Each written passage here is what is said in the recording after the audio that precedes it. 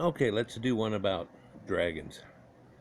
Yeah, I'm going to take on a dragon like King George, like the Dragon Slayer in the movies and things like that.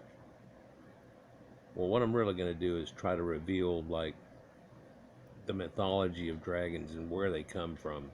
A lot of people that have watched my videos for a while now know that I had at a young age started mythology and stuff, and then that led into Dungeons and Dragons, the game. But that was cool because it was about dragons and different things, and got exposed to Lord of the Rings, and from there it just took off, I guess. And so there's this mythology that's around dragons, and where does it come from? Where does it all come from?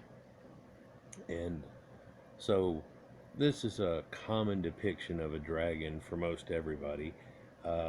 It has the bat wings in this version, and um, shows a three-clawed version in his claws. But also he's shown to have this creature of the Black Lagoon effect, and has a little beard. A lot of them they do. Little hooks on the ends of his stuff instead of hands, but that's definitely a bat winged effect. Three claws again. But you can see it in different cultures in a lot of ways, and this is an odd depiction in Greeks, where they had this serpent that's erping out what effectively ends up being a rebirth situation and reborn, working out of this dragon. And if you go into it a lot, it has to do with the sun being swallowed and then erped back up, and who this is, and these things that go with it. And what's that got to do with the little serpent dragon that's over here and stuff? Because this thing is just like a giant snake.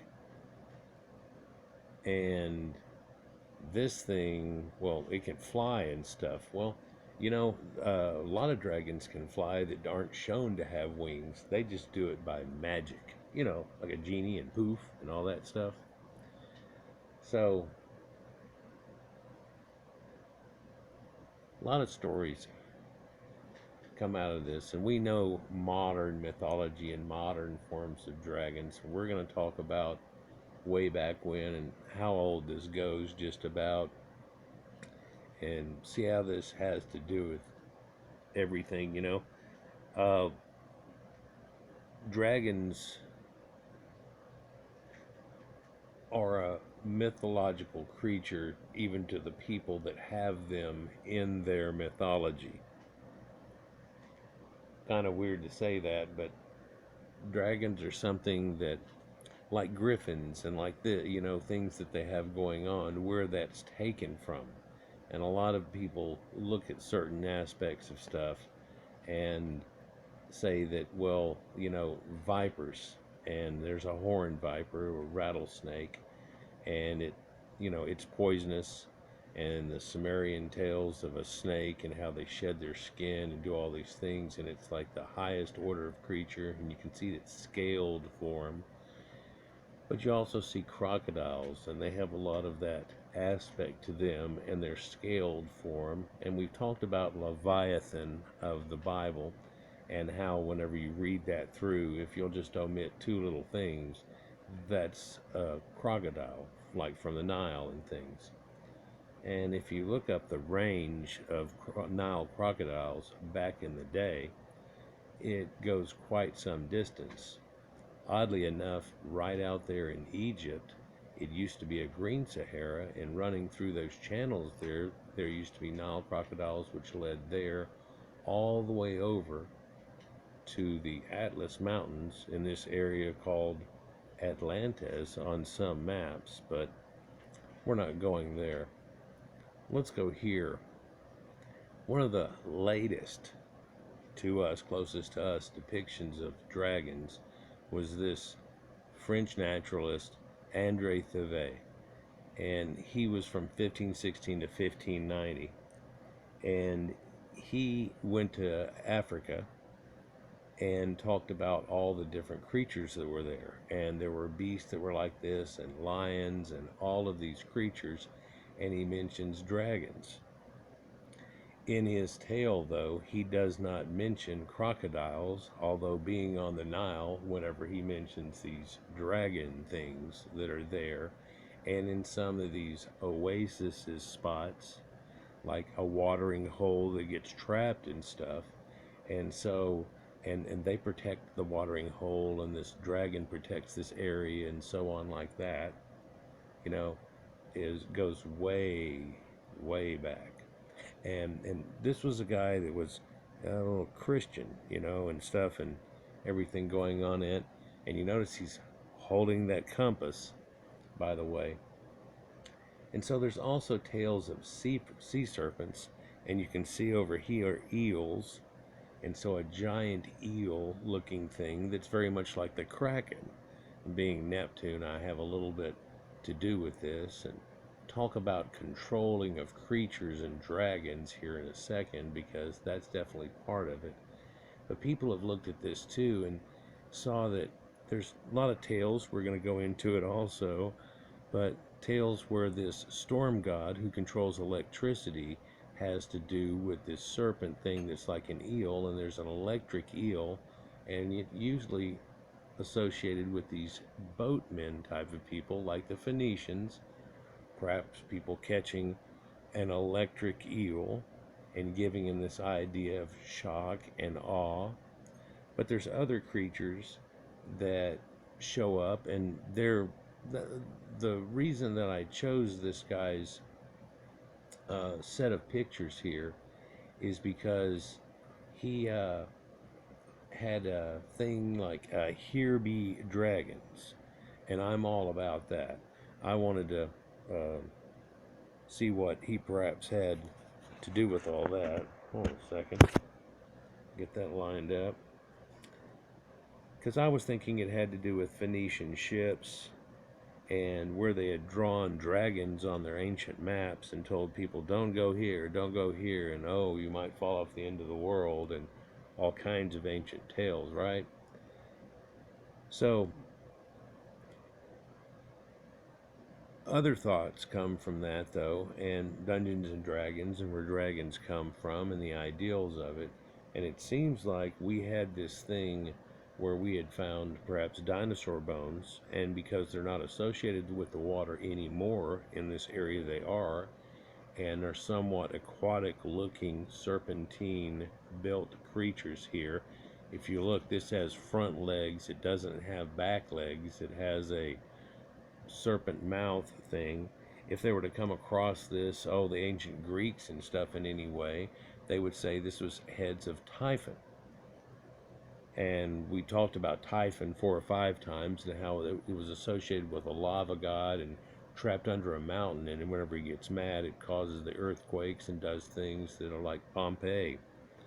And so he's associated with bad and good, and is heralded along with this, and this red-headed god, lava coming out of his hair, but he has 100 different heads, so that would have been the head of one of these things.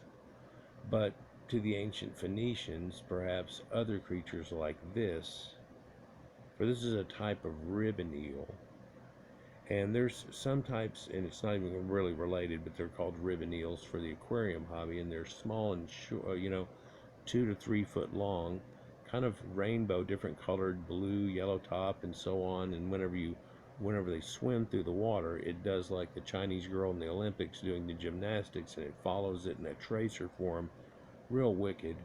And these swim along that in a propulsion, very much like a snake. But these quite often, and these things get over 30-40 foot, so they're huge. In fact, here is some soldiers holding this thing, which weighs hundreds of pounds, mainly in the front to middle of its body, and then it serpents out. But those are found coming out of the ocean and stuff, and there be dragons. And here's an ancient picture of a sea serpent idea, and if you'll look at that, that's really, see if I can get it in there any better, that is a ribbon eel. What you call an oarfish, actually, nowadays. and that picture was an oarfish. And quite often they're very iridescent and different colors and stuff. And so tales can be made about that too, and there be dragons. But if you'll look at ancient tales of things like whales and stuff, way that they drew whales, where they had these arms on them and claws, and they spouted out in two separate spouts and had all these teeth that were weird in their face, that's a sea serpent. Or a dragon. There's water dragons. There's dragon turtles, people. There's all kinds of forms of dragons. And one of the earliest places that you'll see any iconography and any writing at all in the world at all, but on dragons, is this ancient Sumerian cities, and in the oldest of cities too. But it gets carried on for even whenever they get their flood that's in the Bible and then get pushed out by the Akkadians and flipped around through Anatolia and up into Europe areas, and the people to the east of them start to take over in the same area, and it flip-flops a few times, but they keep this idea that goes on. In fact, there are ones in the Bible. This is a depiction, though, of an animal known as Mushkushu, and it has horns, and people have said this has to be deifying some type of giraffe thing and stuff. We'll get to that in a minute too, but no, for this thing even can fly, and so this is actually one of the earliest forms where they can fly. Now, as I stated, other ones can, but this one is the earliest known that can fly, and it's described as being winged or having feathers. And what's odd about that to me, people now especially, is that we find out after Jurassic Park and the 9 yards, and they went through there, that a lot of these dinosaurs had feathers and feather type skin to them, different colorations and things that went on, and so it wasn't so lizardish.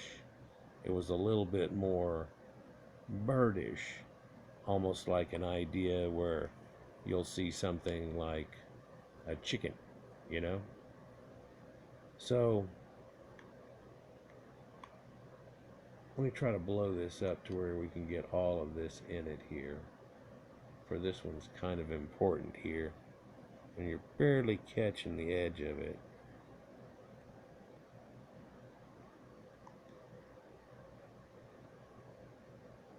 So this is the god Enki, and he's personified here with Aquarius, but also goes with Capricorn. And man, I could just go off here, but what we have here is something that looks like, are you not going to blow up? Is it stuck? I hate this.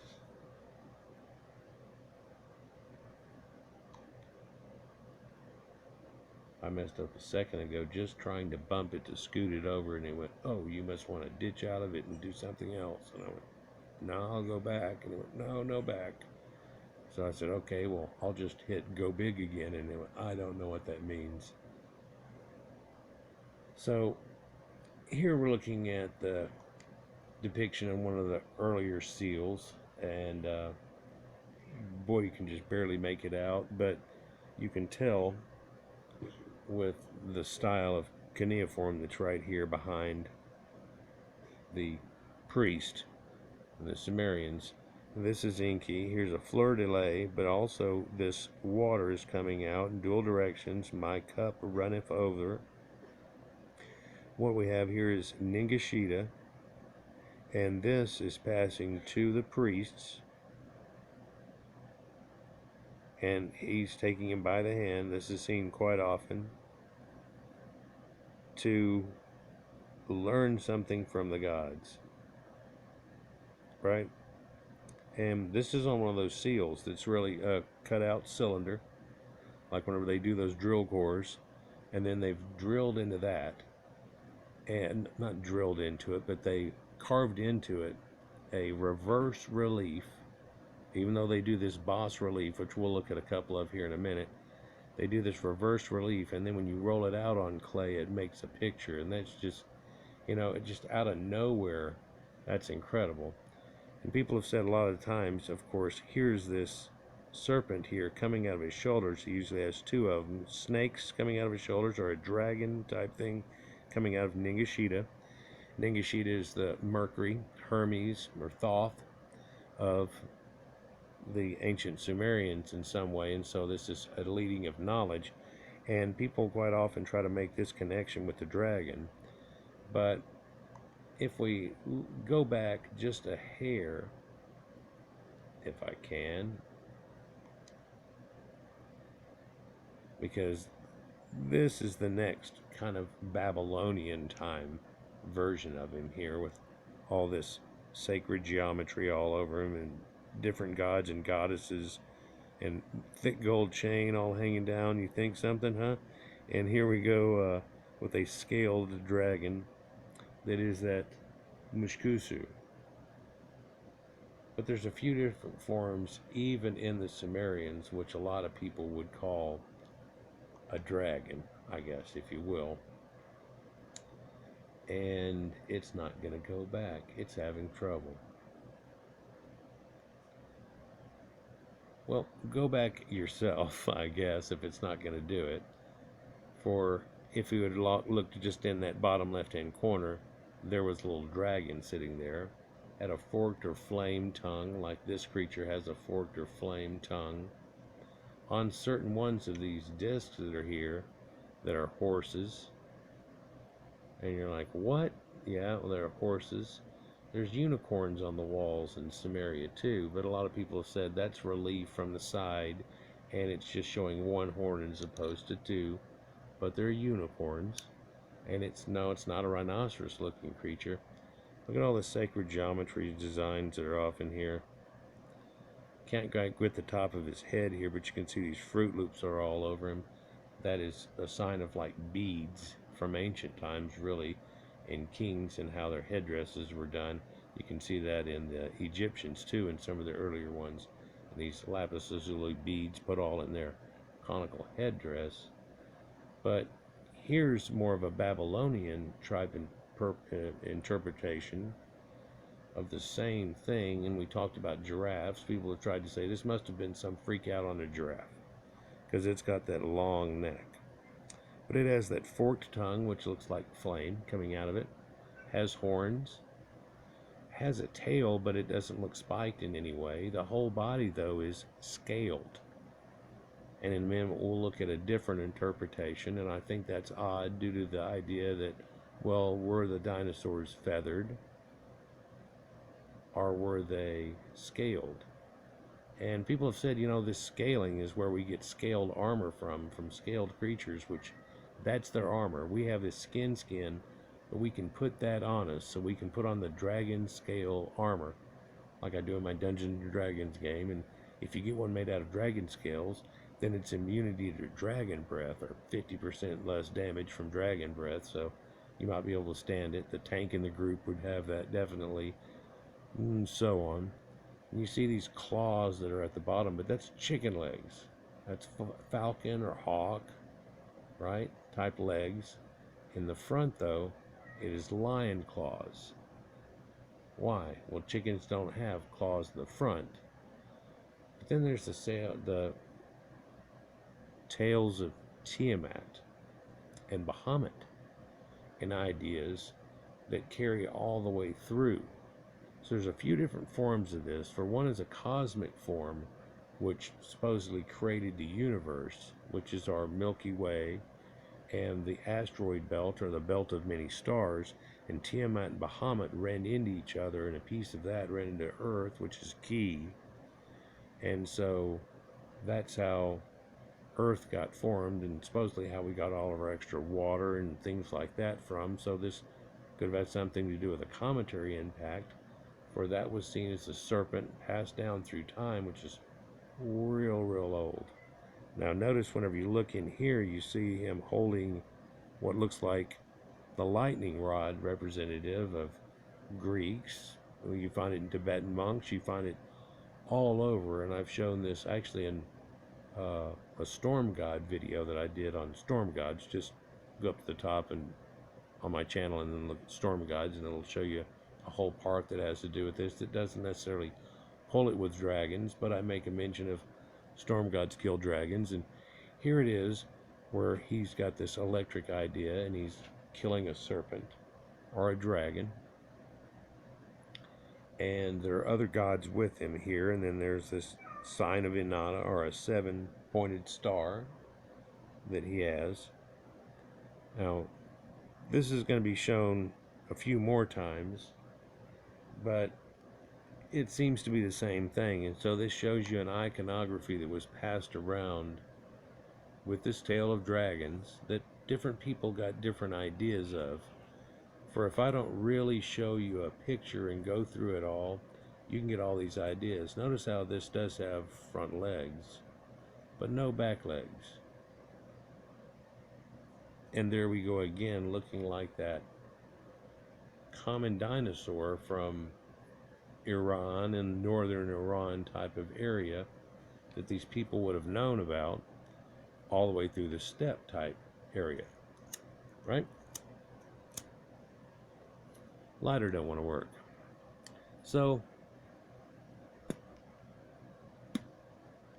in these ancient tales of Bahamut and Tiamat, and I could show you in my video game where we fight Tiamat, and she's a 5-headed dragon because she's the queen of dragons and one of the original dragons and everything. And so boom, and you find out, well, where is that from? That's from these ancient Sumerians here with this stuff from way back when.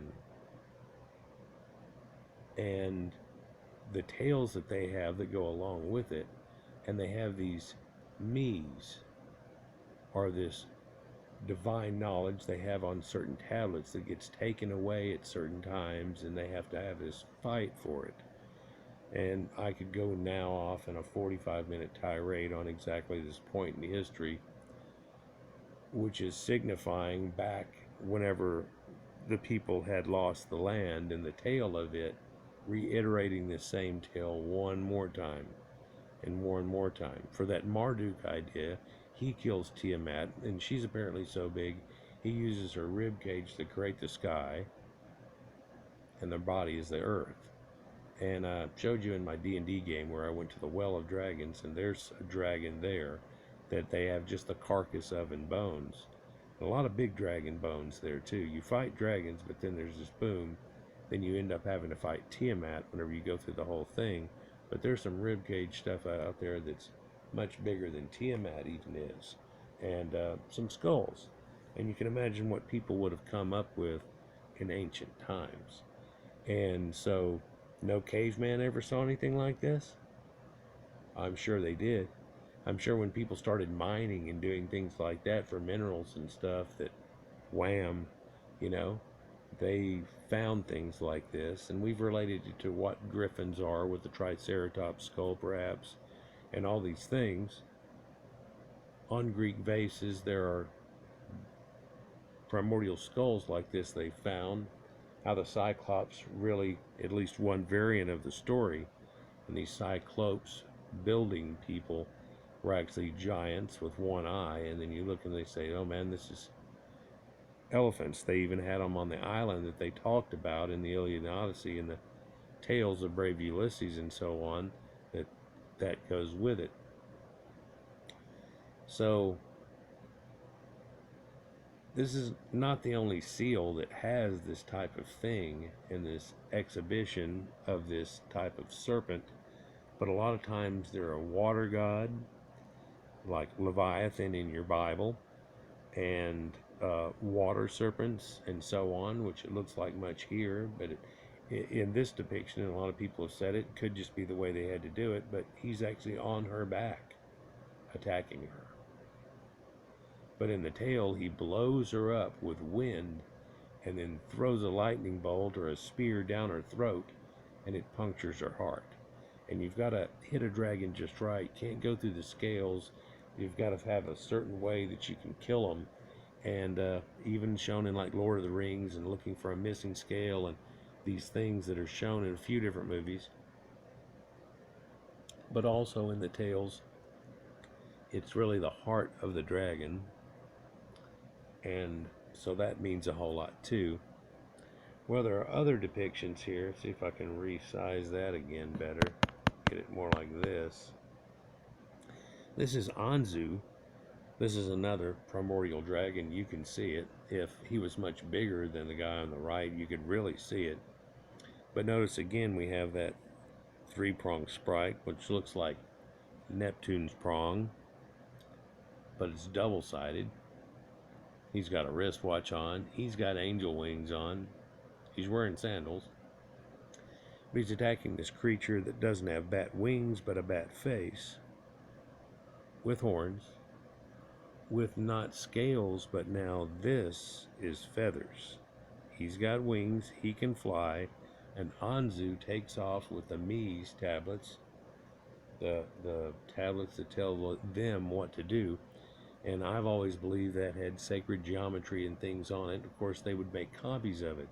Who knows? Maybe they had this ancient idea they were only not supposed to make but one copy of it, and that was passed around to whoever was controlling the little city at the time, or, you know, there are ideas and tales about it, but that's what this thing looks like. And so it doesn't necessarily look like the Mushkushu, but Anzu is quite different, and he's a winged dragon, but he's, you know, they show these things on city gates and places like you see here, and so they are just right in your face. It's not this occasional thing, but in their ancient tales, this is the gate of Ishtar at the top, by the way.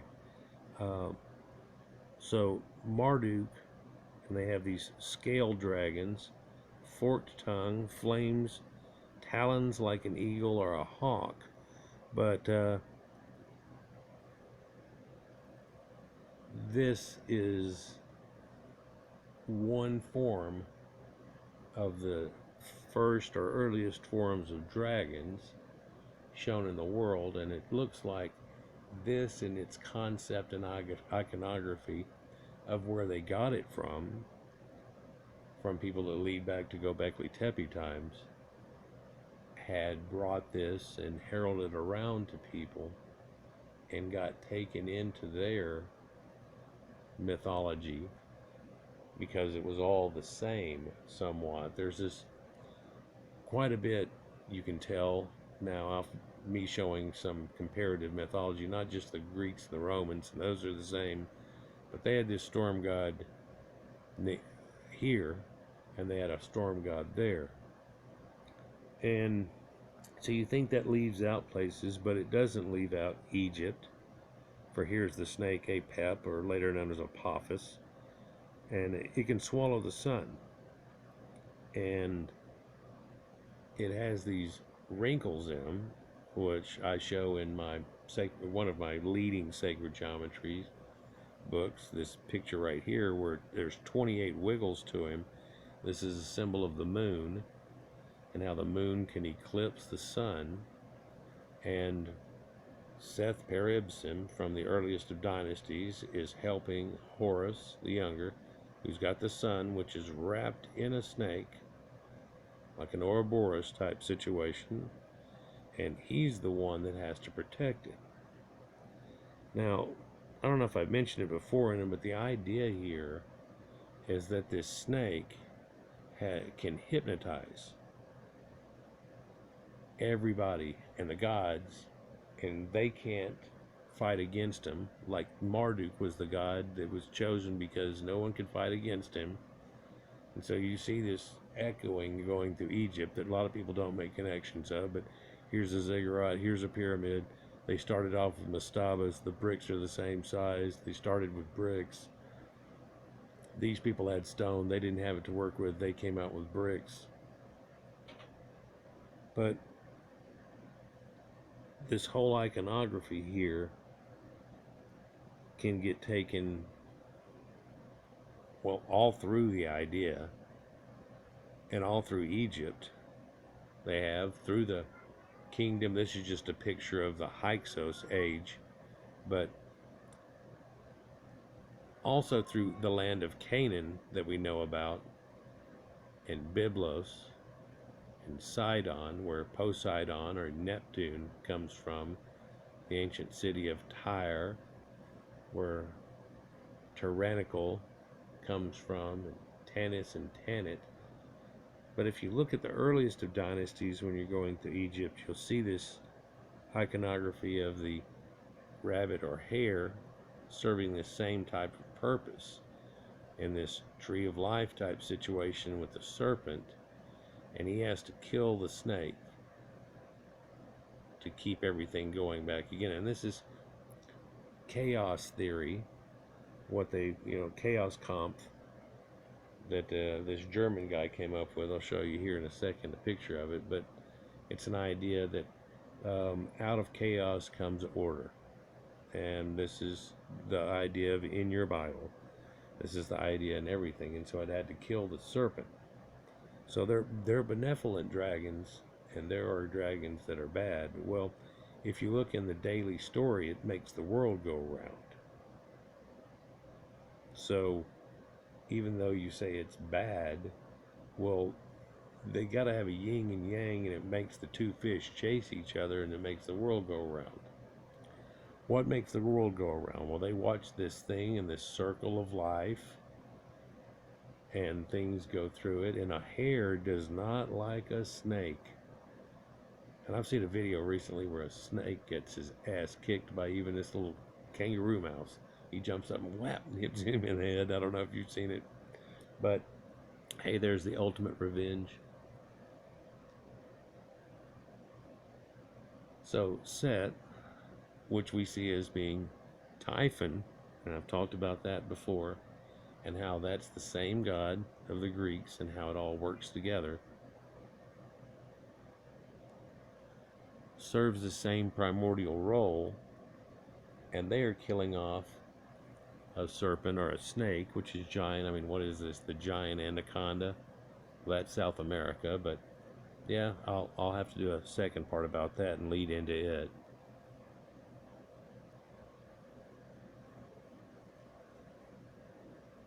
But sometimes the snake tries to swallow the sun, and that's an eclipse. And there are ancient people who use this in religions, some way of having some knowledge that other people didn't, and they could control it and ask the gods to do things, like light up things like Ezekiel and Baal worship and all those type of things, and make something happen. A lot of people said, oh, maybe that's a reverse story. Maybe it's making an eclipse and they couldn't do it, but they didn't know. But the other people are saying that they knew, and it was going to be in that afternoon, so they tried all day. Then they turned around and threw water on it, but then made the sun not light up, but go away in an opposite way. There's a few tales where it does work in that situation, and I think that's why people have tried to say that it could be that. Other people say that they knew about naphtha for the tar that works with boats and bitumen. Naphtha, the liquid that's on there, is actually kerosene, pretty much gasoline, and it lights on fire. So some of these jugs of water weren't necessarily jugs of water. That's bull sacrifice, and we're talking about stabbing the snake here that's trying to eat the sun. And the sun and the moon, and this has a symbology with the moon, where it's going to eclipse the sun. And they don't like that, because that's bad omens that come from these dragons, right? So it's got connections that hook up through all kinds of things. We've talked about Sumerians, Tiamat, and here we go with it. And, I didn't talk about the tablets of destinies and how she births 11 monsters to help her, so that makes it a sacred 12. And how the Sumerians are the reason we have 12 hours in a day and 60 minutes, and the time that we go with, and how this works with it. But is that dragon time? Is that dragon knowledge? Is that sacred knowledge in some way? And now we just look at it as being commonplace. So Oddly, some of these things are shown to be scaled and then feathered. And then you look at ideas that look like dinosaur dragons and how we think nowadays that they might have been scaled or feathered. And that hits me as odd. That strikes me quite well. For they have a serpent here, but then there's also a crocodile god that they have, but it serves a different function slightly. So we have Sobek, and so it isn't used as Leviathan, even though it looks as Leviathan in the Bible stories. So Seth was the only one, that's Seth of the Bible, he was the only one who could actually not be hypnotized by this creature that was going to swallow the sun. And so by that, he was chosen. And you think, well, and he kills Osiris and does all these things. Yeah, well, he's helping to rid chaos and these other things. So it all works together with that. This is what's known as Omphalos. And this is the way that people believe that snakes sacredly bred, and he's swallowing his own tail. And I've showed in another video how this is like two snakes coming together. But if you look, this isn't a snake. He's got legs on him, kind of. And this is a dragon thing.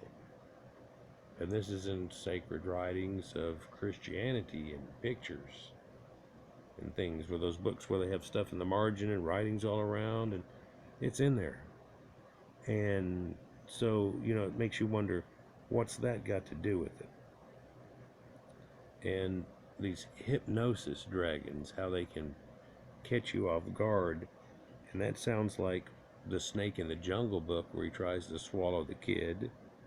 So when I tell you this is all around you in some ways, I saw this, learning it, and then you see it in the Jungle Book, get it for my kids to watch, and I'm like, oh snap, and but not just that, the idea of the basilisk, the idea of the Gorgon, or even Medusa, where she is scaled, or snakes are attached with her, but eclipses, right? And this is worldwide.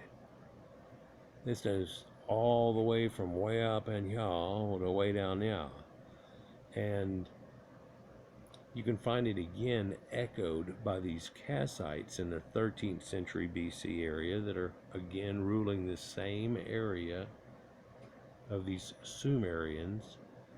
But ironically, they come down and their language and linguistics is hooking up a little bit different, and it looks like Proto-Indo-European languages, and they have these Aryan Proto-Indo-European names on them at that time. So this is the people that finally come down, these Kassites.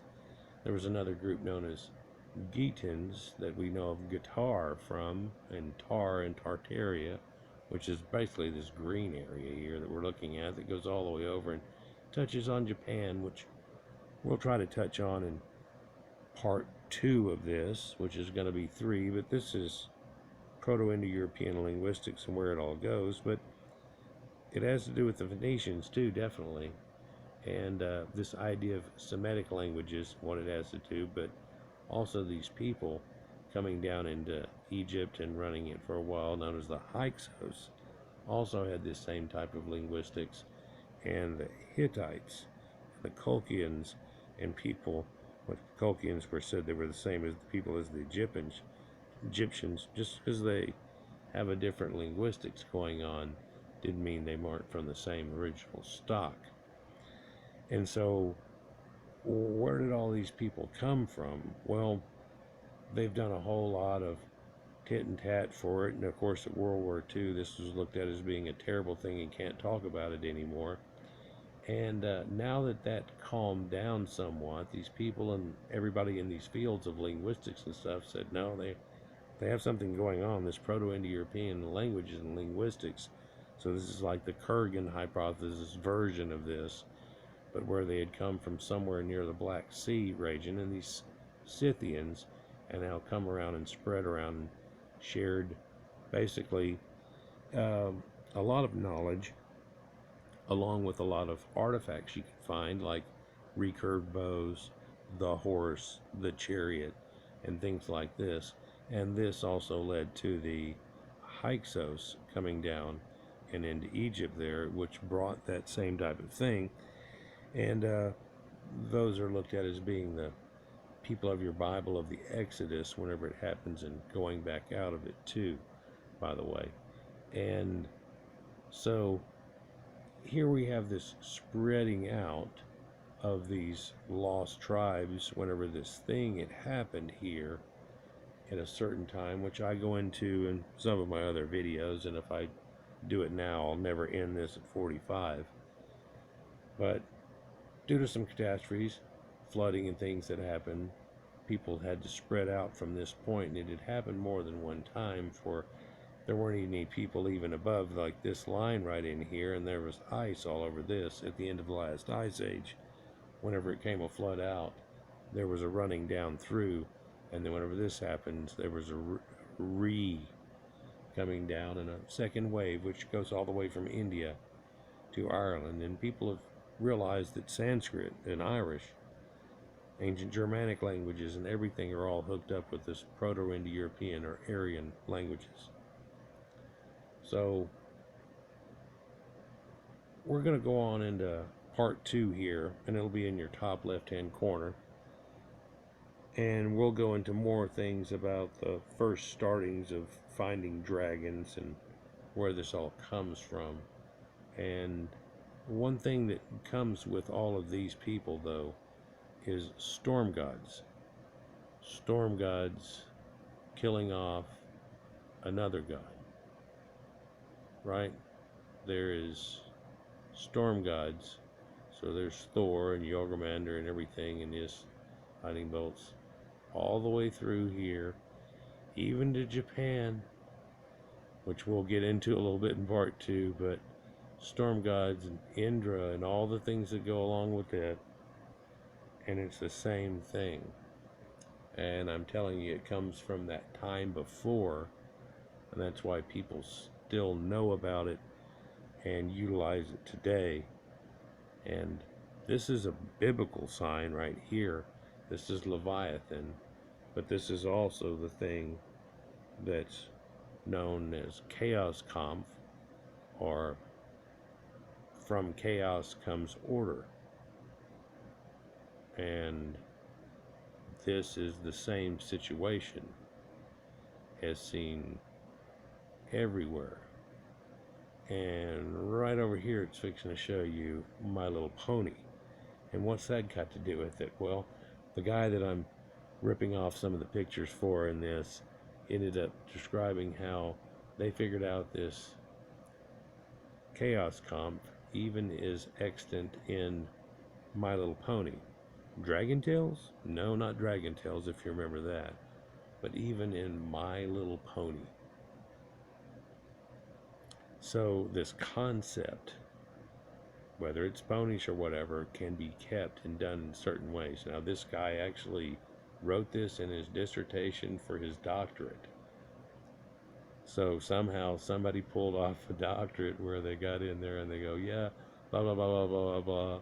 And some 6 or 8 pages into their dissertation, they go, it's even found in My Little Pony. Like, share, and subscribe, and enjoy. And we'll get on to a next part of this and start showing you other places where you may not realize that dragons really come into the primordial worship and foundation of some societies. Peace.